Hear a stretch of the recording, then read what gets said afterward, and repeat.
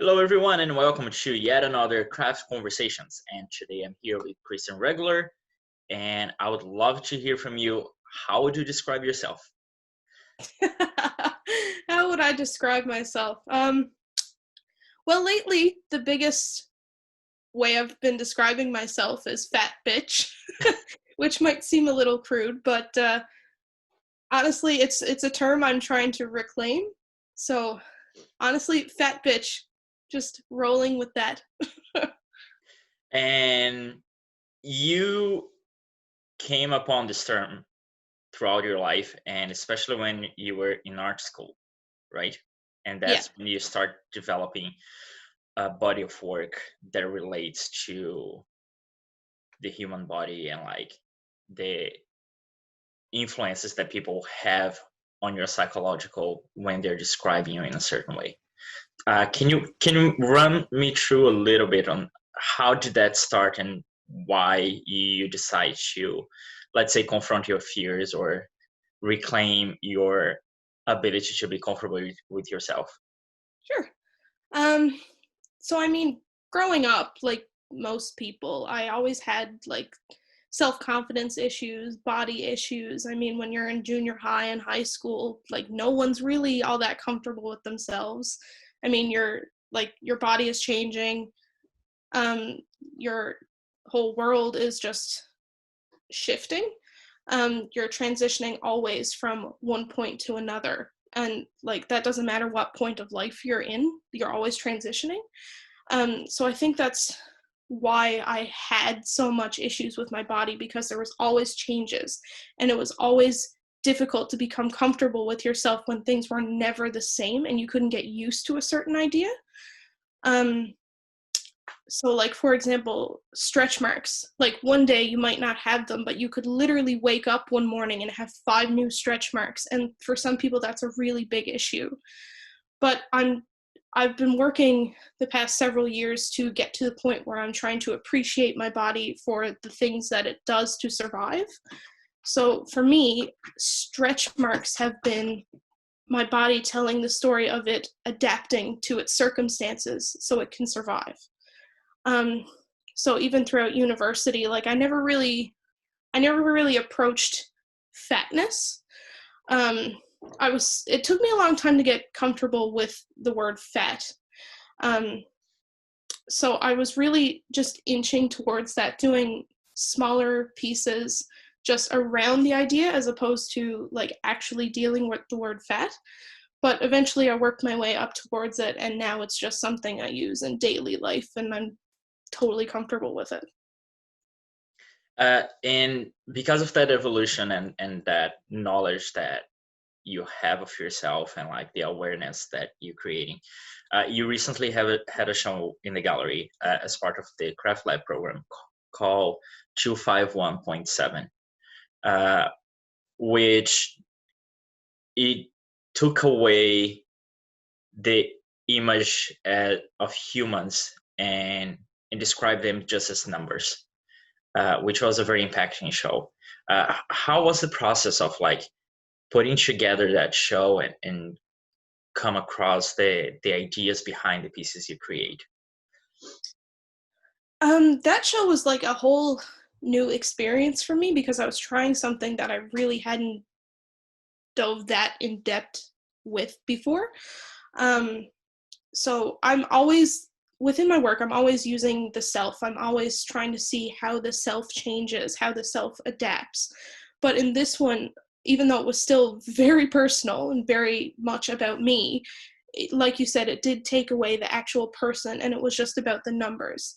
Um, and for the audience, that was sort of giving an experience like they were comparing these numbers to their own, because most people do take their own measurements. They weigh themselves. Some people weigh themselves daily.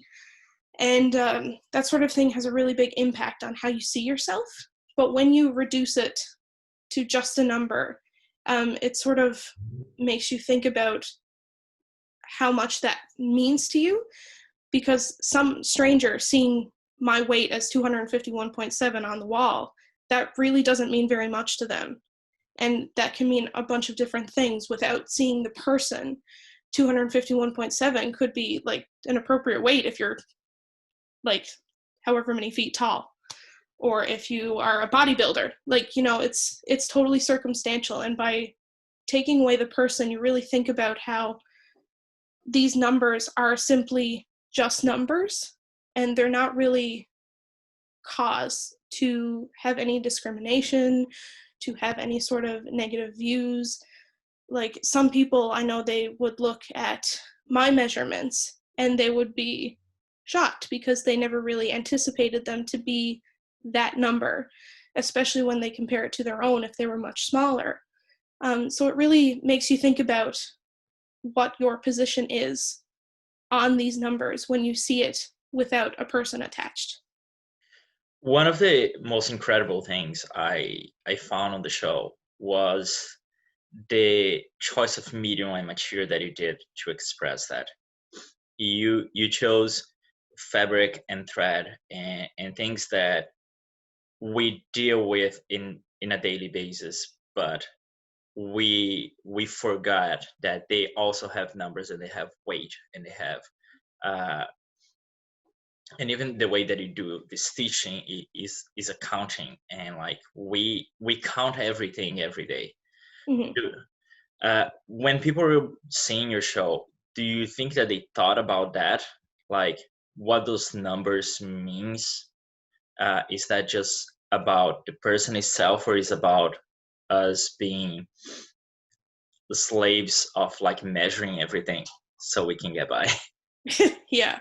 I definitely think, from the feedback I got at least, that people were really thinking about like the actual act of measuring and counting, and how, you know, things change every single day. Like, your weight is never going to be consistent. You could be 10 pounds lighter in 2 days just because of your circumstances.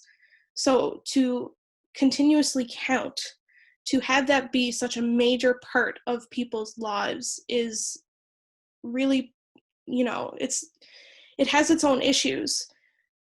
Because if you're focused on just counting, when these numbers just change anyway, regardless of you counting, regardless of you keeping track, regardless of you trying to manipulate the circumstances to make these numbers exactly what you want, you're honestly just wasting time, because you could be doing so many other things with your life instead of counting.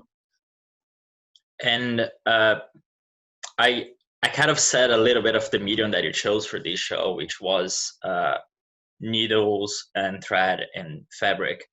But in your background, like, you have worked with different mediums, and you always find a way to express that emotional feeling and that self with those mediums. Just to do a quick run through, like, what is your career path been like in working with different mediums, and what kind of mediums have you used before, and how Mm-hmm. they change how you portray yourself Mm-hmm. in the work? I've pretty much always been drawn to mediums that are really time intensive.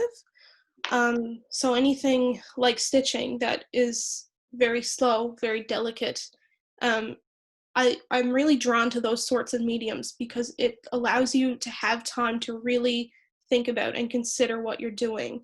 Like, every embroidery stitch takes time. Embroidery takes ages. But through that, you're able to really think about what each stitch means and what you're making. And by the end of it, you actually have a completed work that you're really in a good place with. Like, emotionally, you understand it better because you've had so much time to think about it. Um, that's why I've never been very good at drawing. It's a faster process. Well, at least the crap that I did. It's faster. It's too fluid. Like, there was too much, and I wasn't able to really zone in and think about what I was doing. It was more about the act. So anything like sewing or even sculpture, I am more drawn to, just because I have more time to build a relationship with the work. And that relationship translates on the recurring theme that is the self. Exactly. So We had several talks in like hallways and like in we kind of work in the same building, and like I had the pleasure to work with you on your show and like to see your work outside the show, like the things that you do. And one thing that like impressed me the most is that you, in the beginning that this conversation, you said the word fat bitch, which most people will be offended by, but you find a way to bring uh, a softness to those words, and that's pretty much what you do in your body of work, in Mhm. terms of creating awareness without punching anyone in their faces, but Yeah. doing that at the same time. Yeah. With fat bitch in particular, like, I found this in Montreal especially. I had see, the issue with being fat and catcalls is that they're on a different scale, I would say. Pardon the pun.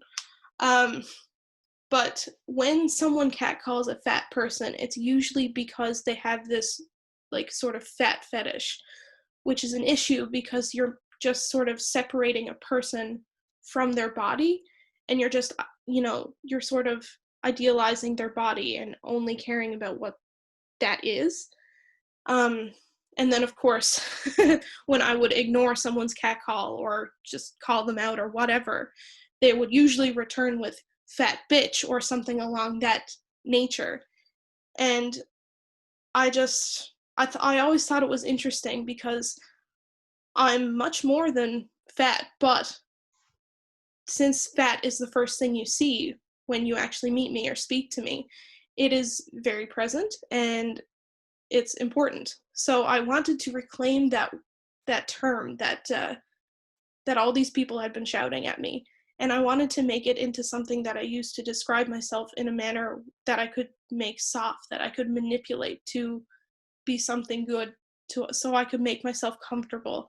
Um, it's a good coping mechanism because I was never comfortable. It took me a very long time to deal with catcalling and issues like that because, like I said, it is a lot different when you're fat and you're getting catcalled for being fat. But through reclaiming that, I've been much stronger. And when someone calls me a fat bitch, I say, "Yeah, I know." And most of the work that you're doing now is embroidery related. Mhm. And how did those two things came together in for you? Well, to me, embroidery is just something that has impacted me ever since Barb Hunt gave me that first sewing needle. Um, Embroidery to me is just so intimate and it's so personal, and every part of it involves your body. For example, when you lick the end of the thread to put it through the needle, or when you're using your hands to tie the knot at the end of the thread, like you're using the oils in your fingers to do that, and you're getting your DNA all over the embroidery, and you're literally putting yourself into the work. And because that's so intimate, it just makes so much sense with me working with the idea of the self and where that can move. So like there's just no question, embroidery was always the one. And because of the show, you also had some invitations to talk at the university, and apparently, based on what we saw in social media, like a lot of people were very impressed with the work and the way that you put yourself out there. How did you feel about that? Honestly, it felt great. Like I mean, for years I thought my body was awful and I hated it and I wanted everything about it to be different. But once I realized that I wasn't hating my body because I didn't like it, I was only hating my body because other people told me I should. Once I got to that point and became comfortable and became happy and put myself out there, to be rewarded by so much support was incredible. And the craft community in Newfoundland especially is so supportive and welcoming, and it's just good to be able to put yourself in a vulnerable position and be supported by the community within that. And especially the students at MUN, they were incredible. They were so lovely to talk to. And it just put me in a really good position, and it makes me feel like I want to do so much more of this particular work using exact measurements, using exact weights, everything like that. And it makes me feel supported and great. So it's kind of like the full circle. Like I feel that about my work too, that when you get to a point that like you stop following only what people want to see, and you put yourself out there, like it opens up for people to realize like, okay, there is a person behind Hmm. the work, there's a person behind the stitching. Yeah, exactly. I mean, in Montreal especially, I was having a hard time because God, at Concordia they are tough as hell on you. I was really trying to make work that fit in with the Montreal vibe, um, which I quickly realized is not something that works for me. And I was trying to be so many other things, and I just needed to focus on the self. And it all brought things together when I focused on working with me trying to adapt to new circumstances. That's what it always comes back to. Oh, I think that's amazing, because like we have that notion that like every time you're doing a craft based piece of art, or a fine craft art, like we always think about like the production side of it, and is that going to be sellable, and like Hmm. and we forget that sometimes like we just need to make for the sake of making, like Yeah. for like. I've totally gone past the whole idea of selling. I don't care if anything I ever make sells. I just want to make work that at least gives people hope that there is more for fat people. There's more than selling. Like there's more to it than just making money. Although, mind you, it would be great to make money, sure, but I just like being fat, and I just want other people to be like that. I want other people to be comfortable with being fat and using that word, instead of curvy or thick or whatever. I just want people to use fat and be comfortable with it because it's not a bad word. Well, I'm really glad that we could provide you that like safe space Yeah, no, to so explore good. that.